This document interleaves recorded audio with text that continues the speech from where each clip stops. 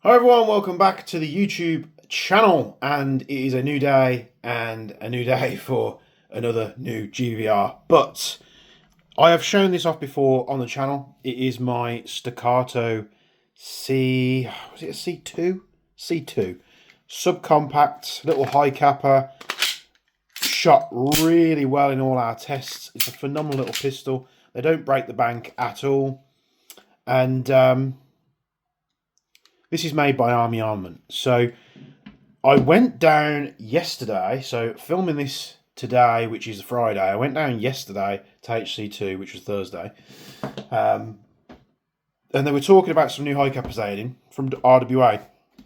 Now, if you're new to RWA, it's a branch of Red Wolf Airsoft where they do some officially licensed products. They do a lot of Nighthawk custom stuff. There's many products that they've done over the years. I've never owned one myself. So when the guys were talking about this, the three new models, there was a black one, a tan one, and a silver model. They were telling me that it was actually OEM'd by Army, which perked my ears up. And I was like, well, okay, I know how good this is. I know there's a lot of staccato pistols that we can do, but this was something that I hadn't seen before. So there's three versions of this pistol, or the three releases that they've done. I don't want to say versions because they're a little bit different. So you got the black and the tan, which have a compensator, RMR plate on the top, and then they have a silver model. So the black and the tan model have compensators on the front, where the silver model doesn't. It has a longer frame. So I picked up the tan model, which is the Sandhawk, and again, I've been and purchased this from the guys at HC2. I'm sure if they've got more on the shelves there, that's probably going to be a good place to get them. So let's take this thing out. It's a gas blowback pistol. It's hi-capa based. It's produced, or the OEM is by Army Armament, which I've been a fan of since they did the JW3 pistols all that time ago. So in the box, you get the pistol itself. So this is the Sandhawk. So this is a compensated hi-capa where the slide is basically a little bit shorter. The silver model is like a brushed silver finish. It's quite nice, but it doesn't have the compensator here. It's all one piece. So a couple of the lads down there went for that one. I went for this one. I'm going to be changing. So this colour might not be to everyone's liking. And the reason I've bought this is because I'm going to be changing the colour. I'm going to be leaving the grip as it is, but I'm basically going to be changing the tan colours to like a two-tone bronze style effect. But yeah, here it is, the Sandhawk. So in the box, we get the pistol, of course. Let's get the box out of the way. We get a magazine. Now, these do have purple hot rubbers and purple routers, much like the T8 versions of the Staccatos.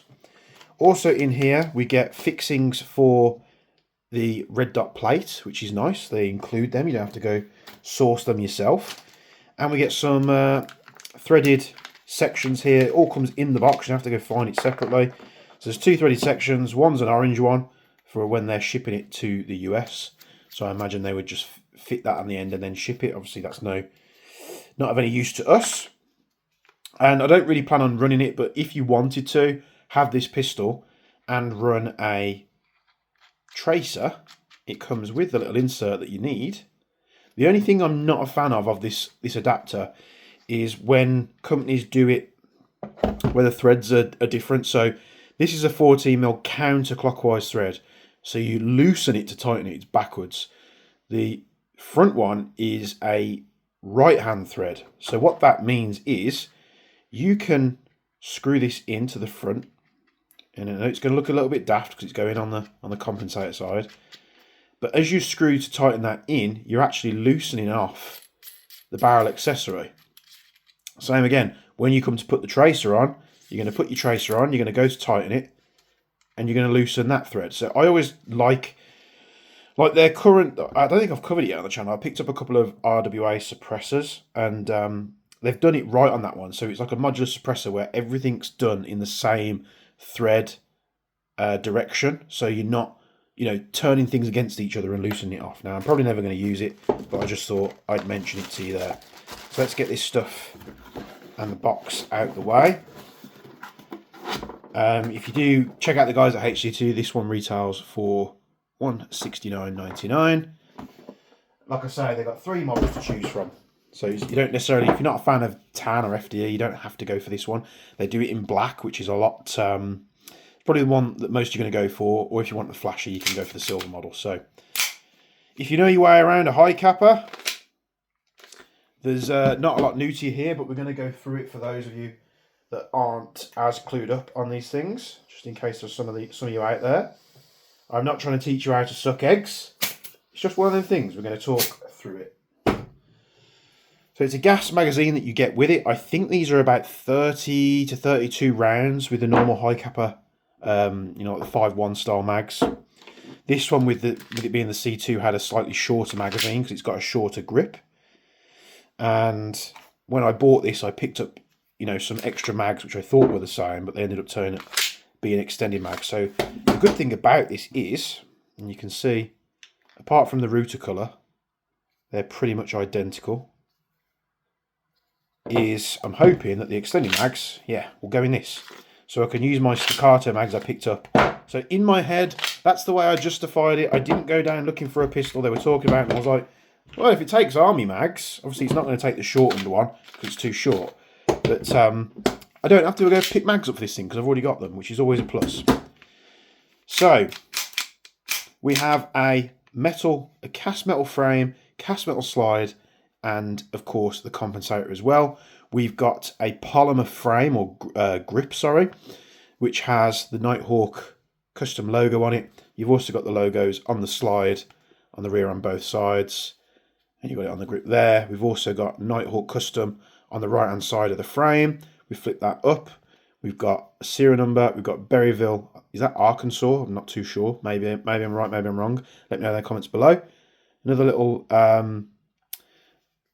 serial number there, and this is a dead giveaway. So this R4 number is the type of serial number that Army use. So if you look on here, on the Staccato C2, we've got R612, and these are the model numbers usually. So there you see. So you've got the R612, which I think is the model number, and then it's this number 766. Well, this one's much lower. R402-1. The -1 might be the colour difference between this and the black, and this 00177.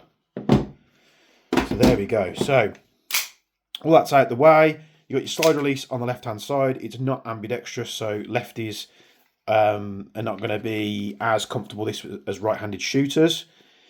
So slide release on the left hand side. We've got a flat blade trigger. Quite pronounced mag release. It's the same on the C2, to be honest. I think the C2 one sticks out a little bit more. You've got your safety, and these double uppers, kind of like thumb rests, where you can rest your thumb on them. They are ambidextrous, so they can be operated from both sides. Your hammer at the back here, and your beaver tail safety, or your grip safety is what a lot of people call it. So to remove the slide on one of these things, we line the slide release up with the second notch in the slide. This probably might be a little bit tight because it's brand new. See if we can push this out here. Might need to give it a bit of a persuasive push. There we go. So just checking it out here. We can slide the slide off, of course. Have a look inside the frame. Again, if you know you set your way around a hi-capa, this is all going to be pretty familiar to you. However, what do we have in here that is steel and what's alloy? So beaver tail grip safety is just like, again, cast metal, same as the safety levers, the trigger. The mag release is steel on both sides, which is nice. Screws obviously steel, they don't make them out of aluminium, so no point testing them. Screws here, obviously this is all cast frame. We do seem to have some steel components in the trigger group, which, if this is similar to the T8s, so the T8s, when they come with the rubbers, they tend to have a lot of steel parts. The hammer, more importantly, is of course steel. Now, if you remember back to the early John Wick 3 pistol days, which was my days at Bespoke, where we were buying and selling an absolute ton of them. I think it was the turning point for Army Armament at that point. One thing that they suffered with was weak hammers. So you see how thin this material is here. So on the JW3s and the older hi-capas that they did, all these were cast. I think it might actually be cast. Yeah, so the one on the Staccato is cast, but it does have a thicker profile to it compared to this one. This one's ever so thinner. But steel hammer, so that's not going to be a breaking point, which is nice. The trigger is one of those triggers you're either going to love it or hate it. I have found it to be a little bit mushy when compared to the Staccato. The Staccato one does feel better for some reason, but we'll get more on that in a minute. The slide, of course, compensated. We've got the RMR plate already fitted with some suppressor height iron sights. Also, you'll be able to look through your iron sights through your red dot. And of course, you get the screws in the box there. So there's no like blanking plate for this. You have to run it with this on there. We can pull this pistol apart. So what we want to do first is just push that bushing down. If we pull the bushing down, we can pull the spring guide out like so. We can remove the outer barrel and the hop. These can be a little bit tight sometimes. You need to make sure that they're quite perfectly lined up. They do have protective stickers on these barrels from the factory. So when they're testing them in the factory, they're not going to be tarnishing them up and scratching them. To be honest, it doesn't really bother me all that much. It's going to get scratched up anyway. So just wipe all this grease off here. You're hopping in a barrel with your purple rubber. Let's have a look at the mound here. So you've got a two-prong mound. It doesn't look like it'll give a bad contact at all, to be honest. The barrel does look relatively clean. The outer barrel here. So I'm not sure how this is fixed on to... I'm not sure how the compensator is fixed. I'm guessing it's like a two-part design, and maybe we unscrew it from the inside. Let's get a big Allen key and see if we can find out. I mean, you won't necessarily be messing with this anyway. That's a little bit too small. Let's pull the big daddy Allen key out that I've never used. That's not going to go in there. It's too big. So yeah, not entirely sure. Maybe they just are threaded in and they're just thread locked, but it's nice and secure. It's not going anywhere. I'm only going to have to worry about that when it comes to Cerakoting this thing, because I want to do all the tan parts in bronze. The bushing is aluminium. You've of course got a steel spring and a steel spring guide. This spring guide is in two parts. The best thing I can recommend to you with these, because they won't have it from the factory, is pull this apart, thread lock that, tighten that on, and you never have to worry about it. Just the last thing you want is this to loosen off during use and it start to thread apart. The nozzle, nothing, you know, too much out of the ordinary there. We've also got the distinct purple rubber part just there as well, with all the other parts that we've got.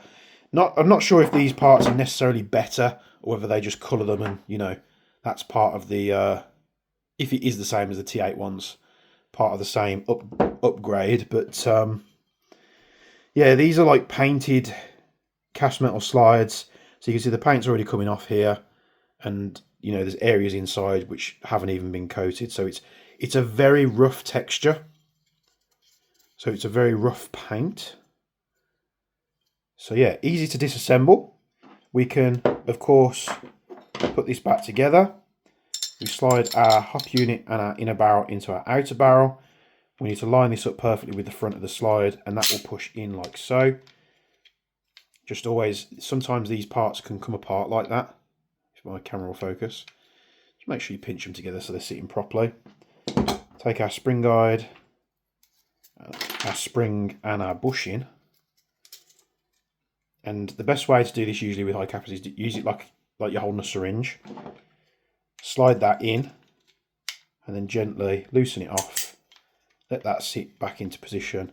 Make sure those parts are together. And there we have it. So let's whack the slide back on. The slide release looks like it's maybe 2 parts. Very, very strange. I can't really see any seam lines, but the pin is steel, and then the actual lever itself is just cast metal. So these must be fixed on somehow, whether they're glued or whether they're threaded and they're just, you know, locked on. I'm not entirely sure, but it's like a hybrid style material where you've got steel and cast metal. Pop that back into place like that, let it go. The slide is very smooth. You are probably hearing a little bit of roughness, and I think that's from the actual coating that they've put on it. But you know, compared with the C2,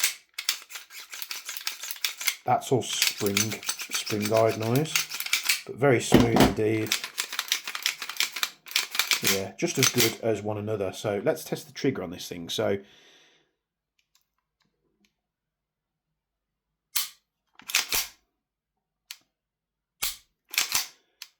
it's not bad once you pass the break point and you hit the reset. The reset is exactly where the wall is. It's just when you come off the trigger, there's a little bit of that mush. I don't know if you saw that. So you got some sticky travel, and then you get to the brake. But once you've broke the trigger, the slide's reciprocated, you come up to the reset. So there's some like stickiness between rest and the wall. I'm sure we could tune that up easily enough. So I've popped a bit of propane in this mag. Let's test the blowback action and how the trigger feels. So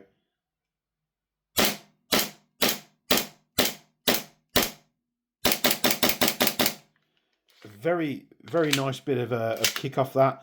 You don't always get a lot off these gas blowbacks, but yeah, it's fairly snappy. I mean, this thing is a bit of a beast of its own because the slide is so small. So it would be unfair to compare the two. Just get some propane in this one because it's empty. Oh, that's why it's empty. Because it's leaking. What's going on here then? What bloody hell's going on here?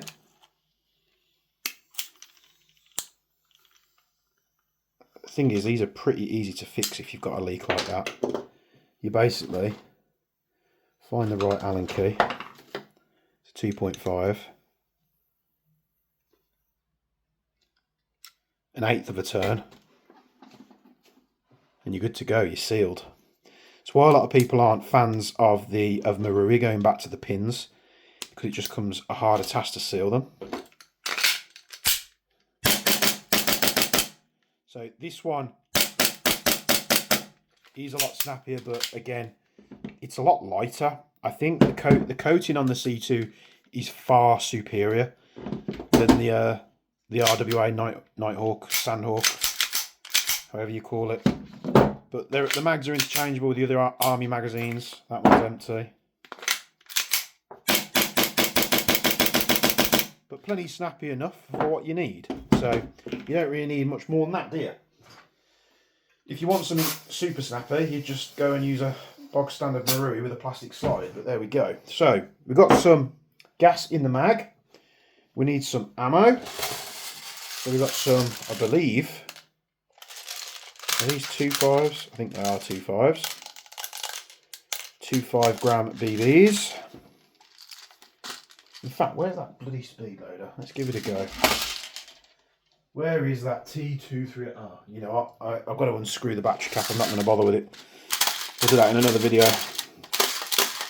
Easy to fill from the top, hi-capa mags. They always are inherently easier than Glock style mags. I've overfilled it there. Let's take that top round out so we don't damage the pistol. You always want to be able to pull this down and pull it out the way of the nozzle so you don't damage it. So we've got some 2.5 BBs, propane. Where's the chrono? Let's get it set up. We're set to 2.5s. I doubt it's going to be high, but let's give it a go. So round number 1.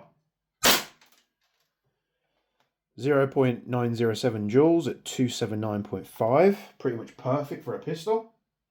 0.9. I'm just going to call these out to you now. Probably going to die off, but we'll give it a go. 0.878. 0.852. 0.849. 0.838. 0.805. 0.8. 0.793 and 0.786. So we are starting to drop down there, which is normal for something like this. Of course, you probably want to purge the mags and get another fresh fill of gas in there, but I was obviously dry firing this quite a bit as well. So let's get just a bit more gas in there.